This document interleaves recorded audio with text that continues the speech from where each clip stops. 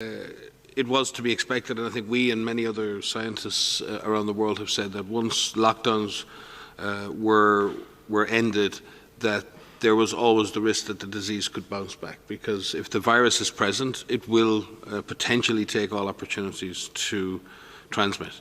Our advice has been, I think, quite consistent in advising countries, number one, to open up slowly in a stepwise fashion, and to accept the fact that in our current situation, it is very unlikely that we can eradicate or eliminate this virus. There are very particular environments in which that can occur, island states and other places, but even they risk re-importation, and we've seen countries who've managed to get to zero or almost zero re-import virus from outside. So there's always a risk, either from within or from bringing disease back in.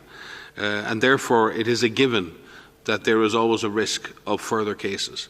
So you really need a system where you can detect the small flames, the small embers that may be there. You can detect a small fire and put that out by good surveillance, by good detection, by aggressive testing, and then by isolating cases, quarantining cases. We all need to remain vigilant. We need to remain vigilant with our physical distancing, with our hygiene, with mask wearing in the appropriate settings. In that situation, we can potentially avoid the worst of having second peaks and having to have to move backwards in terms of lockdown.